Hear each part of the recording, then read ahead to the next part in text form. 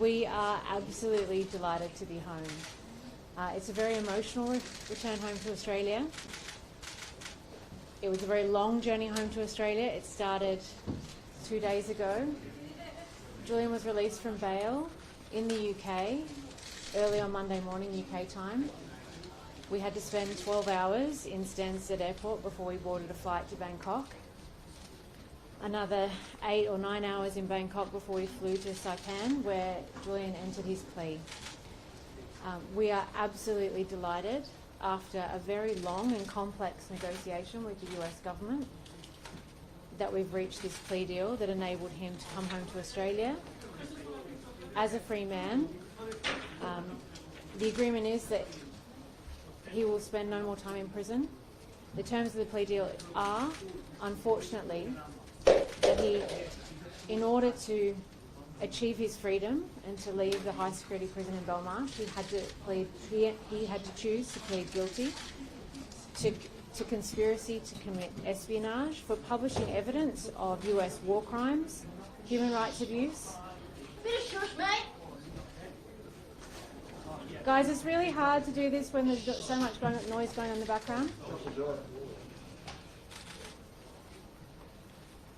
Thank you very much. In order to win his freedom, Julian pleaded guilty to conspiracy to commit espionage for publishing evidence of US war crimes, human rights abuse and US wrongdoing around the world. This is journalism. This is the criminalisation of journalism. And while the plea deal does not set a judicial precedent, it's not a court decision, the prosecution itself sets a precedent that can be used against the rest of the media.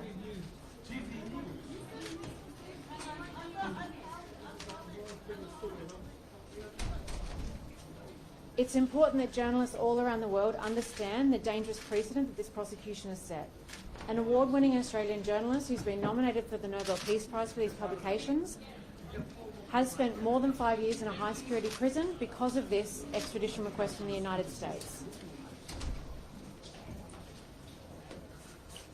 We are absolutely thrilled that Julian is now home in Australia. I can say when we landed here in Australia, I became very emotional the moment we landed, and the Prime Minister was the first person to get on the phone to speak to Julian. Julian thanked him and the team and told the Prime Minister that he had saved his life. And I don't think that's an exaggeration.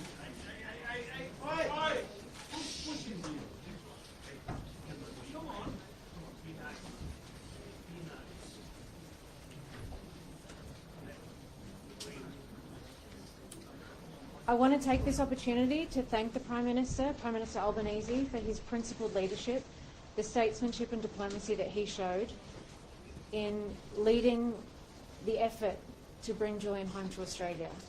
It was as opposition leader that he said enough is enough, that there was nothing to be served by Julian's ongoing incarceration. As Prime Minister, he kept his word. He raised it at the highest level at every single opportunity.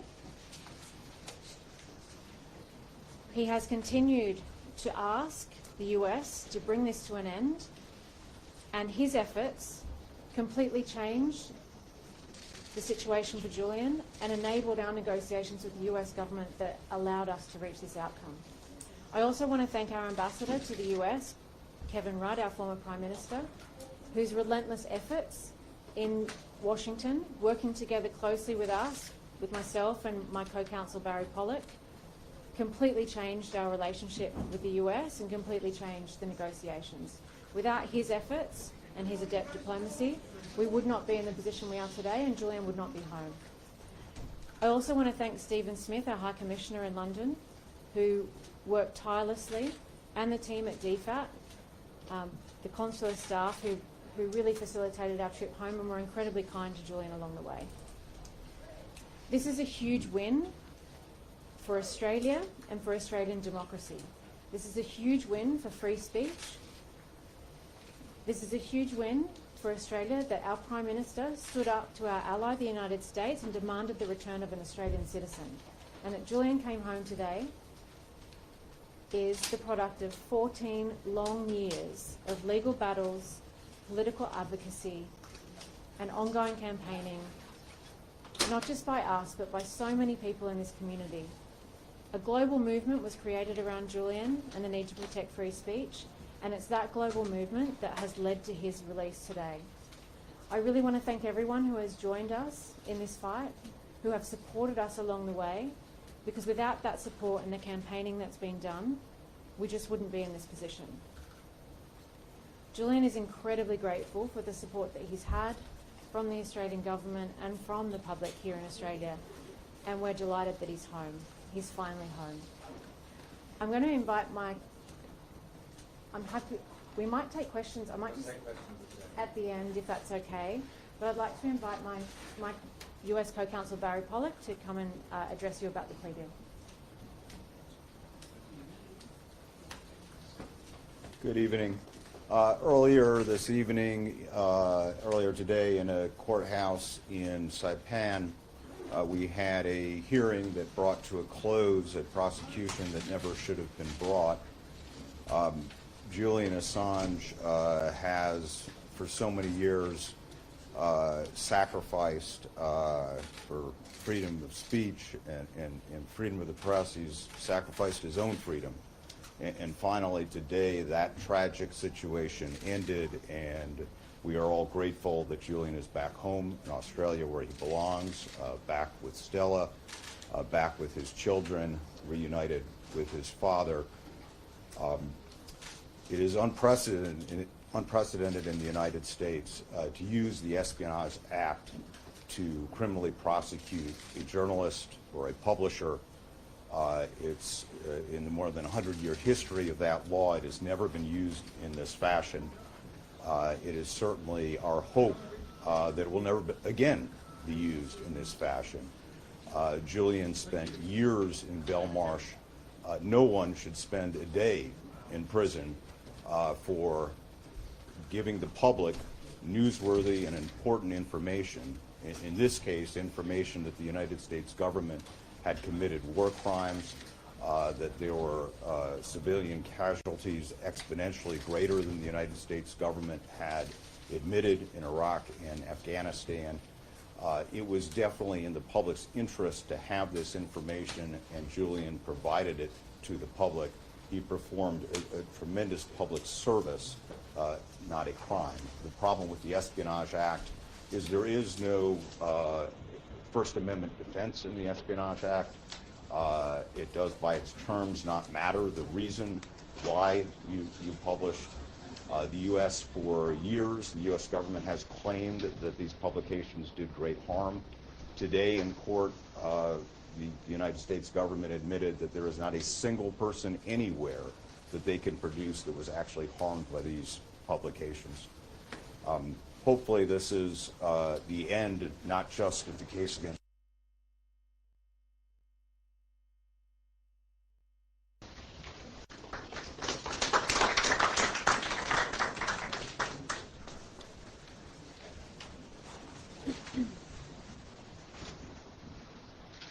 I wish to thank the Prime Minister, Albanese,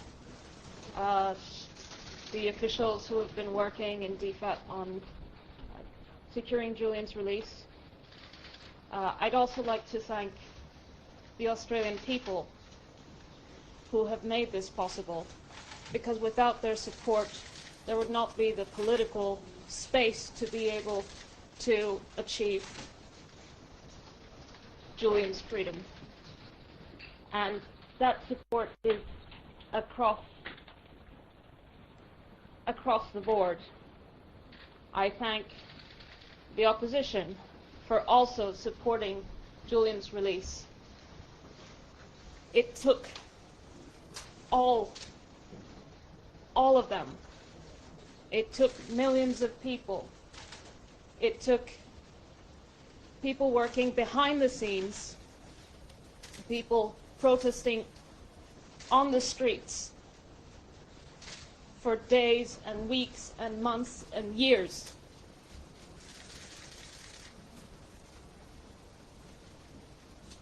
And we achieved it.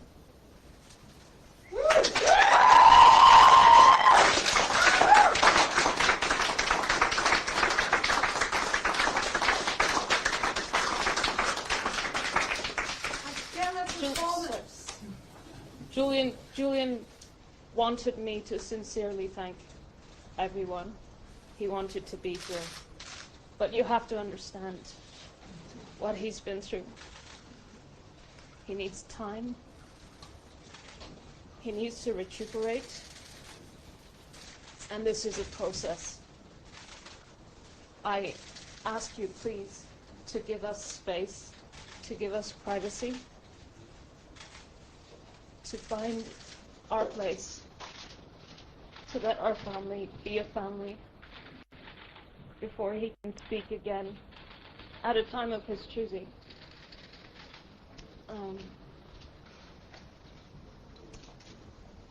I think it's important to recognize that Julian's relief and the breakthrough in the negotiations came at a time when there had been a breakthrough in the legal case in the UK, in the extradition, where the High Court had allowed permission to appeal. There was a court date set for the 9th and 10th of July, an upcoming court date in which Julian would be able to raise the First Amendment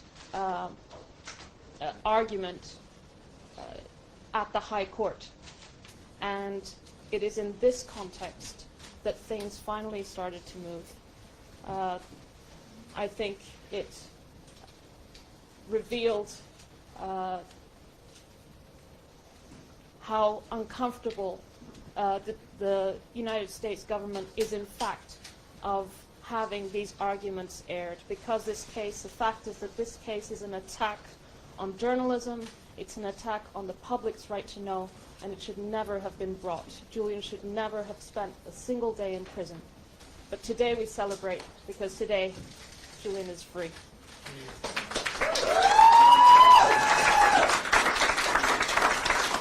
We'll take 10 minutes of questions, just address them to the individual, and I'll tell you when we're out last 3 or so. I think the first question, Ms. Robinson, is the return of Julian Assange has revived this huge debate about whether his activities were right or wrong.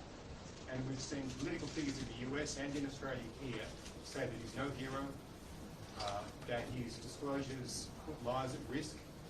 Some Democrats don't like the disclosures about Hillary Clinton, for instance. What's your response to this sort of fundamental argument that's been made against Julian Assange, that he put lives at risk, for instance, and that his disclosures were not in the public interest? Well, to start with, there's no evidence of any actual harm, and that's exactly what the US government acknowledged in court today in Saipan. So there is no evidence that anyone was physically harmed as a result of those publications. The public interest in those publications is clear. Evidence of war crimes, that the US had not disclosed the extent of civilian casualties in Iraq and Afghanistan, the use of torture and other forms of human rights abuse around the world. There is no denying the public interest in WikiLeaks publications, which is reflected in the reasons why WikiLeaks has won the Walkley Award for Most Outstanding Contribution to Journalism, the Sydney Peace Prize. The fact that Julian's been nominated for the Nobel Peace Prize every year since those publications. So to suggest that this was not in the public interest, I don't understand the basis upon which they could possibly suggest that. And so I think this is clear. Stella, can we have a question for you, Martin, please? That moment on the tarmac where you embraced Julian, it must have been incredibly surreal. Was that the moment you realised that this was over, that it was going? Yes, I was overcome by emotion when I first heard that there were crowds cheering that I didn't even know were there behind a fence because it was dark. And then I heard them cheer more and more and flashes, and then I turned the corner and then I saw that Julian was coming, and we embraced, and I mean, I think you've seen the pictures. I don't want to express in words what is obvious from the image. Stella, what comes next for Julian Assange? Will this revitalise WikiLeaks, will this be a career in politics, or what have you? What's next? Julian needs time to recover, to get used to freedom. Someone told me yesterday who had been through something similar that freedom comes slowly. And I want Julian to have that space to rediscover freedom slowly and quickly. Jen, as one of my colleagues mentioned the Podesta files earlier, I think he may not have read them. Could you, now you have the opportunity, just remind us of how they actually reformed the DNC and the corruption within? The Podesta files were really good for the Democratic National Congress, yes? Look, there's clearly public interest in the DNC materials that was released by WikiLeaks, and in terms of the legality of those publications, there's a US court decision showing that it had the highest possible protection of the First Amendment. So from a publication is absolutely protected by the First Amendment, as US courts have found. Ken, are there any post-release conditions to Julian, parole periods? The US has said that he's banned from returning to certain within the US, gag orders, anything like that. And can you and Barry give us a sense of the negotiations with the DOJ, particularly given Julian's strong held view that he was not guilty of the crime? I think it's best Barry speaks to the terms of the plea deal. There are absolutely no restrictions on Julian. The case against him is over. There is no gag order. There are no other restrictions. He is going to be able to go back to whatever life he chooses to build with Stella and his family. The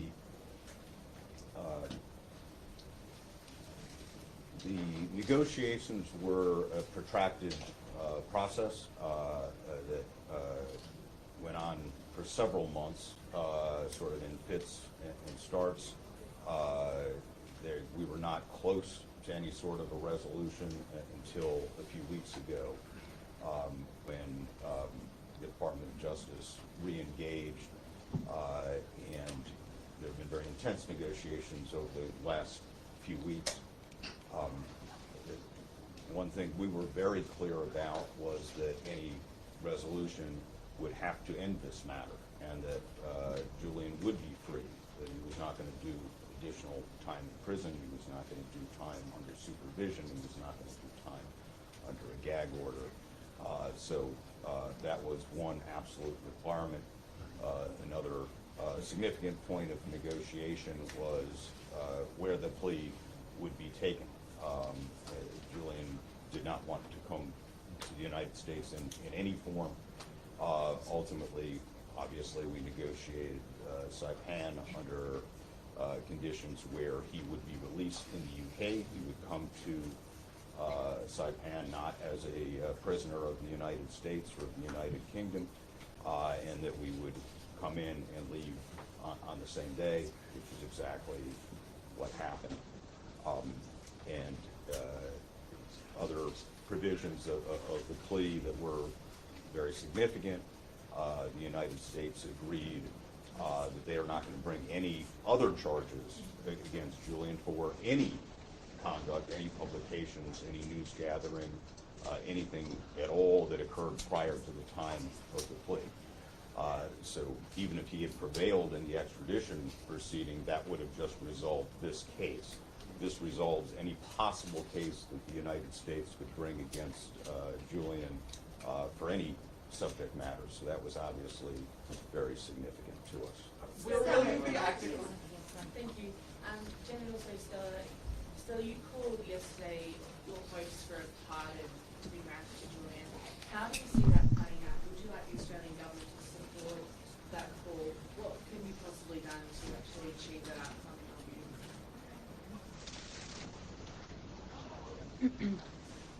Look, I think today we celebrate Julian's freedom. Today is the day that the plea deal was approved by the judge. I think it's also a day where I hope journalists and editors and publishers everywhere realize the danger of this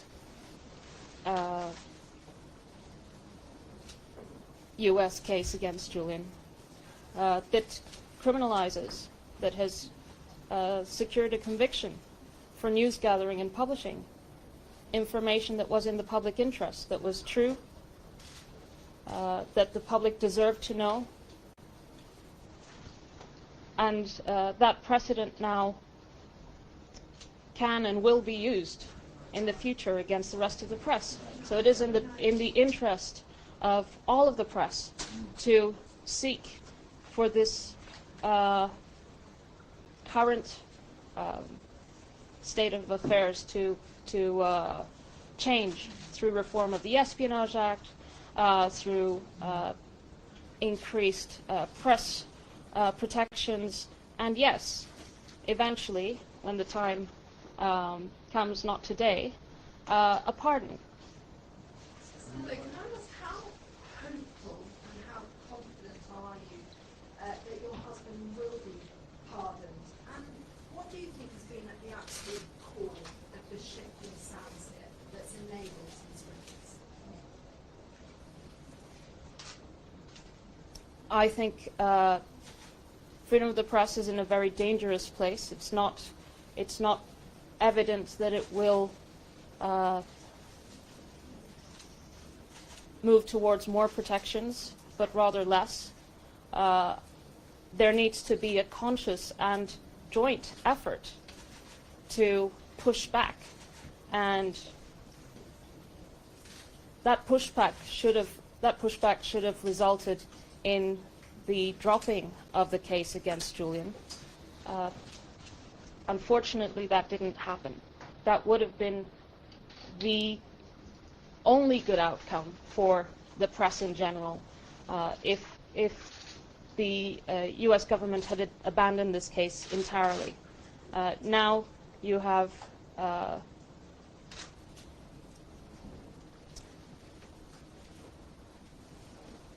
the press in a as vulnerable position as Julian has been. And that came the day the indictment came down. Let's be clear about that. That didn't come down with this conviction. And frankly, that mobilization should have happened years ago. And that's what enabled the conviction. So, if pardoned, I think he'll be pardoned if the press unites to push back against this precedent, because it affects all of you. It affects your future ability to inform the public and to publish without fear. is Mr. Assange going to meet the Prime Minister in the coming days? No comment. Can we have 3 more questions? Here, Stella, here. Well, what I can say from the phone call with the Prime Minister this afternoon when we landed is that he is delighted that Stella and Julian are both now in Australia, and we certainly hope that at some point they'll be able to meet. Does Julian plan to keep going with WikiLeaks and publish more documents, more journalism? Look, he just arrived in Australia after being in a high-security prison for over 5 years and a, how long, 72-hour flight or something like that. It's premature. Julian has to recover. That's the priority. And the fact is that Julian will always defend human rights, will always defend victims. He's always done that. And that's just part of who he is. He is deeply principled. And he remains deeply principled and unafraid. Stella, here in Spanish, please. Thank you very much, everybody.